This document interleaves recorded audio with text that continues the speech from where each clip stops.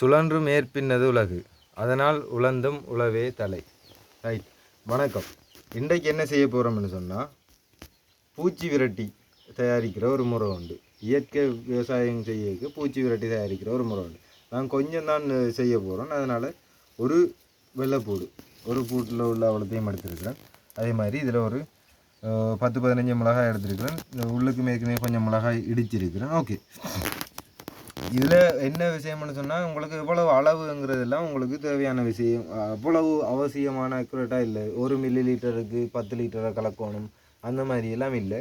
ஏன்னா இதால் பக்க விளைவுகள் என்ற விஷயங்கள் வாரதில்லை. அதுக்காக நீங்கள் உங்களோட செறிவுகளை 10 மடங்காக்குனீங்கன்றாலும் அது அவ்வளவு நல்லதில்லை. அப்போ கிட்டத்தட்ட இந்த அளவு சரியா. இப்போ நான் இதை என்ன செய்ய போகிறேன்னு சொன்னால், இந்த போத்தல் இது 1.5 லிட்டர் போத்தல். இந்த 1.5 லிட்டர் போத்தலுக்கு தேவையான அளவுக்கு தான் நான் இப்போ இதை செய்கிறேன் சரியா. ஒரு வெள்ளைப்பூடு, ஒரு 15-20 மிளகாய், ஒரு 25 மிளகாய் வைங்களேன், இதை எடுத்து வச்சிருக்கிறேன். ரைட், இப்போ இதை நல்லா இடிச்சிட்டு இந்த போத்தலுக்குள்ளே போட்டு ஒரு 4 நாளைக்கு ஊற வைப்பேன். என்னென்னு சொன்னால், இந்த மிளகாயையும் வெள்ளைப்பூட்டையும் சேர்த்து இடித்து போட்டு ஊற வைப்பேன். இதில் இன்னொன்று 3G கரைசல்ன்று ஒன்று சொல்லுவாங்க. 3G வரும், இங்கிலீஷில் சொல்லிக்க 3G வரும். ஒன்று க்ரீன் சில்லி, இன்னொன்று ஜிஞ்சர், இன்னொன்று கார்லிக். ஜிஞ்சருங்கிறது இஞ்சி, க்ரீன் சில்லி பச்சை மிளகாய், கார்லிக்குங்கிறது வெள்ளைப்பூடு உள்ளி என்று சொல்லுவோம். ரைட், இப்போ நான் இது எல்லாத்தையும் சேர்த்து இடிச்சிட்டு உள்ளே போட்டுட்டு 4 நாளைக்கு வைக்கணும். நீங்கள் இடிக்கும்போது இஞ்சியை இடிக்கிறேன்றாலும் சரிதான், மிளகாயை இடிக்கிறேன்றாலும் சரிதான், நீங்கள் கொஞ்சம் கவனமாக இருங்க. ஏன்னு சொன்னால், இதில் உள்ள அந்த துகள்கள் உங்களுக்கு கண்ணுக்கு பறந்துன்னு சொன்னால் கண்ணுக்கு சரியான எரிச்சல் ஒன்று உருவாகும். அதனால் அந்த விஷயத்தில் கொஞ்சம் கவனமாக இருந்து கொள்ளுங்க. ரைட், இப்போ நான் சொன்ன மாதிரி இந்த கண்ணுக்கு எரிச்சல் உருவாக்குற மாதிரி இது பூச்சிகளுக்கு எரிச்சல் ஒன்றை உருவாக்கும். அதனால் அந்த பூச்சிகள் அந்த இடத்துல இருந்து விரட்டப்பட்டு ஓடிடும் சரியா. இயற்கை விவசாயத்தை பொறுத்தவரையில் கிருமி கொல்லி, அதாவது கிருமி நாசினி, அந்த கிருமியை கொல்லுறதுக்குரிய வேலைகள் செய்கிறது இல்லை, அதை விரட்டுறதுக்குரியது தான் செய்வோம் சரியா. ஏன் கொல்லுறதுக்குரியது செய்கிறது இல்லைண்டா, அந்த பூச்சியை நாம் கொல்லுறோம்டா அந்த கொல்லுறது, அதாவது இந்த மருந்தால் கொல்லக்கூடிய பூச்சிகள் எல்லாம் செத்துரும். மிச்சம் தப்பி பிழைச்ச பூச்சிகள் திரும்ப இந்த மருந்துக்கு அடாப்ட் ஆகிரும், தாக்கு பிடிக்கக்கூடிய ஒரு தன்மையில் உருவாகும். அப்போ அதுக்கு பிறகு வரக்கூடிய அந்த பூச்சி ஜெனரேஷன், அதில் பரம்பரைகள் வரைக்குள்ளே என்ன செய்யும்னு சொன்னால், இந்த மருந்துக்கு தாக்கு பிடிக்கக்கூடிய ஜெனரேஷன் தான் வரும். ஏனென்றால் இதுக்கு தாக்கு பிடிக்க இல்லாத ஜெனரேஷன் தான் செத்துருமே. அப்போ புதுசாக வர தாக்கு பிடிக்கக்கூடியதுகள்ற பிள்ளைகள் குட்டிகள் வரைக்குள்ளே அதை என்ன செய்யணும்னு சொன்னால், இந்த மருந்துக்கு தாக்கு பிடிக்கக்கூடியது மாதிரி இருக்கும். சரி, இல்லாட்டிக்கும் நாம் பூச்சி நாசினி அடிக்காட்டிக்கும் தாக்கு பிடிக்கக்கூடியது வரத்தானே போகுது என்றால் அது அப்படி இல்லை. இருக்கிற 100 பூச்சி வருதுன்னு சொன்னால் 100 பூச்சியில் 4 பூச்சி தாக்கு பிடிக்கக்கூடியதாக இருக்கும், 96 பூச்சி செத்து போயிடும். இப்போ திரும்ப வரைக்குள்ளே இந்த 100 பூச்சியுமே தாக்கு பிடிக்கக்கூடியது பெரியக்குள்ளே 100 பூச்சியுமே தாக்கு பிடிக்கக்கூடியதாக தான் வரப்போகுது. அதனால் பாதிப்பு கூடுதலாக வரும். அதனால தான் இயற்கை விவசாயத்தை பொறுத்தவரையில் பூச்சி கொல்லிகள் என்கிற விஷயம் பயன்படுத்தப்படுறது இல்லை. ரைட், இப்போ இதில் ஒன்று இது எரிச்சலை உருவாக்கும், இன்னொன்று அந்த உள்ளியில் இருக்கிறது, அந்த உள்ளியில் இருக்கக்கூடிய ஒரு வேதிப்பொருள், ஒரு ரசாயன பொருள் உண்டு. ரசாயனம் பண்ணோன்னு நீங்கள் செயற்கையானது யோசிக்காதீங்க, இயற்கை பொருட்களையும் ரசாயனங்கள் இருக்குது. ரைட், உள்ளியில் இருக்கக்கூடிய ஒரு ரசாயன பொருள் என்ன செய்யும்னு சொன்னால், அசுவினி என்று சொல்லப்படுற இந்த மாவு பூச்சி, அஸ்வினி பூச்சி என்று சொல்லுவாங்க. அந்த மாவு பூச்சியிற மேல் பக்கம், அதில் வெளிப்பக்கத்தால் இருக்கக்கூடிய இந்த மாதிரியான ஒரு தன்மை இருக்குது தானே, அந்த தன்மையில் கொஞ்சம் இதில் ஆக்டிவிட்டி இருக்கும். அதாவது அந்த தன்மையை கொஞ்சம் கட்டுப்படுத்தினா உள்ளுக்குள்ளே இருக்கிற பூச்சியும் சாகிறதுக்குரிய வழி இது ஏற்படுத்தும். ரைட், மற்றது அசுனியை பொறுத்தவரையில் இந்த அசுனி இந்த எரிச்சல் நமைச்சல் இந்த பிரச்சனைகளால் அது சாகாட்டியும் அது இதால் அது கொஞ்சம் கிரிட்டிக்கலாக கஷ்டப்படுறதுனால என்ன செய்யும்டா, அதில் இனப்பெருக்கம்ங்கிறது குறைஞ்சிடும். அதில் இது கிட்டத்தட்ட அதுக்கு ஒரு நோய் உண்டு, ஒரு டிஸ்டர்ப் பண்ணுற ஒரு வேலை ஒன்று நடந்துகிட்டு இருக்கக்குள்ளே அது தண்ட வளமையான இனவிருத்தி என்ற வேலைகளுக்குள்ள ஈடுபடாது. சரி, அதோட இந்த கரைசலோடு சேர்த்து நான் இதை இப்போ செய்கிறேன் அசுனிக்கு தான், இந்த தோட்டத்தில் இருக்கக்கூடிய அஸ்வினி பூச்சிக்கு தான் இதை பயன்படுத்த போகிறேன். இன்னொரு விஷயம் என்னென்னு சொன்னால், உள்ளியில் இருக்கக்கூடிய ஒரு வேதிப்பொருள் என்ன செய்யுதுன்னா ஃபங்கஸு, அதாவது பூஞ்சனங்களை கட்டுப்படுத்தும். அப்போ பூஞ்சனங்களை கட்டுப்படுத்துகிற நேரம் நீங்கள் ஒரு மிளகாய் செடியோ அல்லது கத்தரியோ தக்காளியோ இப்படியான செடிகளில் கொஞ்சம் ஈரழிப்புகள் எல்லாம் இருக்கும். இதில் நிலத்தில் கட்டாயம் பூஞ்சனங்கள் எல்லாம் இருக்கும். ஃபங்கஸுங்கிறது நிலத்தில் இருக்கும். நிலத்தில் இருக்கக்கூடிய ஃபங்கஸுகளை இது கட்டுப்படுத்தும். நிலத்தில் இருக்கக்கூடிய ஃபங்கஸுகளை கட்டுப்படுத்துறதுனால அழுகல்ங்கிற நோய் வராமல் விடும். சரியா, அந்த நோயை குறைக்கும். இன்னொரு விஷயமும் இருக்குது. இப்போ இந்த அசுனி பூச்சி இருக்கும், உங்களுக்கு தெரியும். அந்த பூச்சி இலைகள் எல்லாம் நிறைய இருந்து அந்த இலையில சாரை குடிக்கிறது. அதில் எறும்பு இருக்கும், பார்த்துருப்பீங்க. எறும்பு ஏன் வருதுன்னு சொன்னால், அந்த பூச்சியில இருந்து வரக்கூடிய கழிவு ஒரு இனிப்புத்தன்மையான ஒரு பதார்த்தமாக இருக்கும். அந்த இனிப்புத்தன்மையை தான் சாப்பிட்றதுக்காக அந்த எறும்பு அந்த பூச்சியை பாதுகாக்கும். அந்த பூச்சியை ஒரு செடியிலேருந்து இன்னொரு செடிக்கு பரப்பி விடும். இப்படியான வேலைகள் செய்யும். ரைட், இந்த இனிப்புத்தன்மையான திரவத்தால் நடக்கக்கூடிய விஷயம் இது மட்டும் இல்லை, அந்த எறும்பு வாரது மட்டும் இல்லை. இந்த இனிப்புத்தன்மைக்கு ஒரு ஃபங்கஸும் என்ன செய்யும்னு சொன்னால் அதில் பரவ வலிக்கிடும்.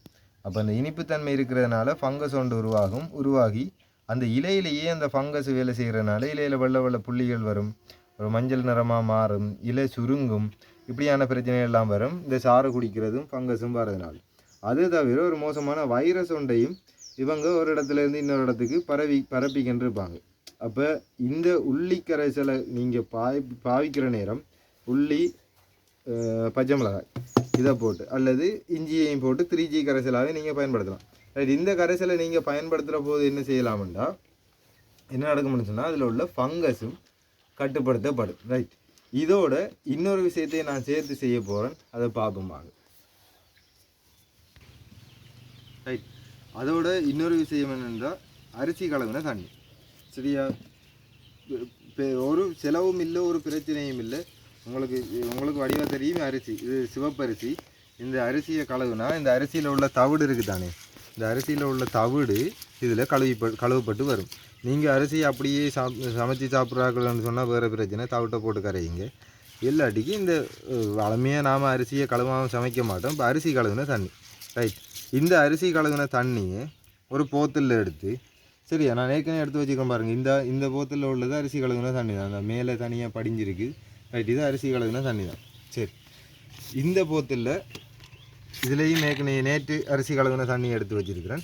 இப்படி ஒவ்வொரு நாளும் அரிசி கழுகுன தண்ணியை நீங்கள் எடுத்து வச்சிங்கன்னு சொன்னால் அது ஒரு பெரிய உங்களுக்கு ஒரு பயனுள்ளதாக அமையும். சரியா, இப்போ இந்த அரிசி கழுகுன தண்ணியை இந்த போத்தலுக்குள்ளே நான் ஊற்றி வைக்க போகிறேன். ரைட்டா, சரி.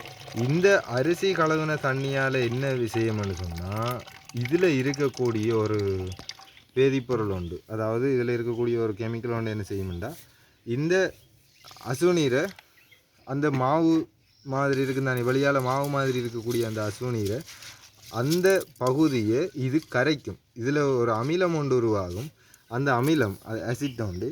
அந்த ஆசிட் அந்த அதில் இருக்கக்கூடிய அந்த அசுனியில் இருக்கக்கூடிய அந்த வெள்ளை நிறமான அந்த மாப்பகுதியை இது அகற்றக்கூடிய மாதிரி இருக்கும். இல்லாட்டி என்ன செய்யுமென்னு சொன்னால், நீங்கள் மருந்தடிக்கிற நேரம் நீங்கள் என்னத்தை செய்தாலும் அந்த மருந்தோ தண்ணியோ அந்த வெள்ளை நிறமான இதில் பட்டு, அந்த வெள்ளை நிறமான இதில் பட்டு கீழே வளைஞ்சிடும். அப்படி கீழே வழிகிறதுனால உங்களோட மருந்து அசுனியில் வேலை செய்ய போகிறது இல்லை. அப்போ அசுனி அதால் எந்த ஒரு பாதிப்புக்கும் உட்பட போகிறது இல்லை.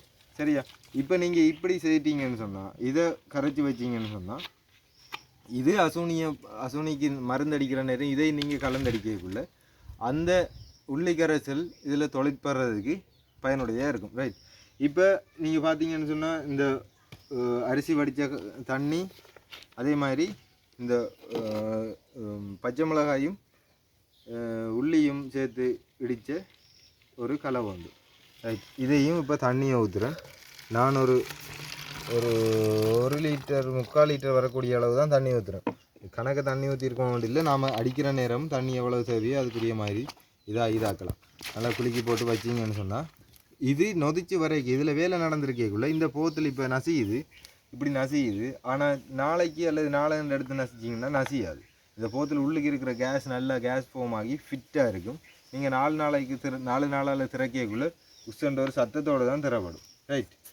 இந்த போத்தில் இதில் இருக்கிறது ஏற்கனவே நான் செய்து வச்சிருக்கிற அந்த கரைசல், பச்சை மிளகாயும் உள்ளியும் போட்டு அடித்த கரைசல்லாம் இந்த கரைசல். சரியா? இந்த கரைசல் சத்தம் கொண்டு கேட்டுருக்கும் உங்களுக்கு. ரைட். இப்போ இந்த கரைசலையும் வடிச்செடுத்து இந்த அரிசி கலங்கின தண்ணியையும் வடிச்செடுத்து ஒரு ஸ்ப்ரேயர் ரவுண்டில் போட்டு அடித்தோம்னு சொன்னால் இந்த அசூனி பிரச்சனையை கட்டுப்படுத்தலாம். ரெண்டையும் அரைவாசி நீங்கள் வடிச்செடுக்கணும். இல்லாட்டிக்கு என்ன செய்யணும்னா இதில் இருக்கக்கூடிய துகள்கள் ஸ்ப்ரேயரில் அடைக்க பார்க்கும். அதனால் நீங்கள் ரெண்டையும் வடிச்செடுங்க. முக்கியமான விஷயம் என்னென்னு சொன்னால் இதை நீங்கள் தயாரிச்சுட்டு நீங்கள் வைக்கிற நேரம் நிழலான இடத்துல வைங்க. கட்டாயம் வெயிலான இடத்துல வைக்காதீங்க. இதில் இருக்கக்கூடிய வேதிப்பொருட்கள் அதுகள் சிலது பிரிஞ்சழியக்கூடிய மாதிரியான சந்தர்ப்பம் இருக்கிறதுனால இதை நிழலான இடத்துல வைங்க. வச்சுட்டு எடுத்து பயன்படுத்துங்க. நீங்கள் பெரிய அளவில் இயற்கை விவசாயம் பெரிய அளவில் ஏக்கர் கணக்கில் செய்கிறதுக்கு நான் இதை ரெக்கமெண்ட் பண்ண மாட்டேன். ஏன்னு சொன்னால் இதை ரெக்கமெண்ட் பண்ணி யாரும் செய்ய போகிறதும் இல்லை. நான் இது சொல்கிறது, உங்களுக்கு ஒரு 50 மிளகாய் கண்டு வச்சுருக்கிறீங்கன்னு சொன்னால் இதை செய்யுங்க. நீங்கள் ஒரு ஸ்ப்ரேயர், சின்ன ஸ்ப்ரேயர், எந்த அளவு ஸ்ப்ரேயர் இருந்தாலும் பிரச்சனை இல்லை. நல்லா அசுனி அடித்து அது ஒன்று அந்த அசுனி அந்த செடியிலேருந்து கீழே விழுகிற அளவுக்கு அதை நல்லபடியாக கழுவக்கூடிய மாதிரி அடியுங்க. அப்படியே அடிபடாமல் மிஞ்சுறதுகளும் இந்த மருந்தால் செத்து போயிடும். சரியா? இதுதான் இயற்கை விவசாயத்தில் உள்ள பிரின்சிபல். முக்கியமான விஷயமே நாம் அதில் கலைக்கணும். அதுக்கு சில வகையான மருந்துகளை பயன்படுத்துகிற நேரம் அது கலவரதோடு சேர்ந்து நமக்கு அது சிலதுகள் செத்து போகிறதும் அதில் நடக்கும். இதே நேரம் இந்த உள்ளியில் இருக்கக்கூடிய ஒரு ரசாயனம் என்ன செய்யணும்னு சொன்னால் பூத்தல், காய்க்கிறது பூக்கிறதுக்குரிய விஷயங்களை தூண்டும். அப்போ அதனால் அந்த வழியிலையும் ஒரு சத்து பொருளாகவும் இது பயன்படுத்தப்பட போகுது. அப்போ ஒரே கல்லில் 2 மாங்காய் 3 மாங்காய் என்ற மாதிரியான விஷயங்கள் வரும்.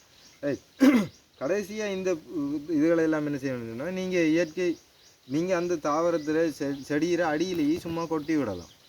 நீங்கள் கிண்டி தாக்கணும் இடையில சும்மா கொட்டி விடலாம். அதுவும் அதுக்குரிய ஒரு உரமாக பயன்படக்கூடிய மாதிரி இருக்கும். இயற்கையில் பயிர் செய்கிற உங்களுக்கு எல்லாருக்கும் நன்றி. ஏன்னு சொன்னால் நாம் ஒரு பயிரை செய்து நாம் சாப்பிட்ற நேரமும் மற்றவர்களுக்கு கொடுக்குற நேரமும் அதில் நஞ்சு இல்லாமல் கொடுக்குறோமுங்கிற ஒரு மன நிம்மதியோடு இதை செய்யணும். உண்மையாக என்னை பொறுத்தவரையில் அதுக்காகத்தான் நான் செய்கிறேன். அல்லது நான் பெரிய லெவலில் செய்து நல்ல விளைச்சல்கள் எடுத்து செய்யக்கூடிய மாதிரி இருந்திருக்கும். நன்றி, வணக்கம்.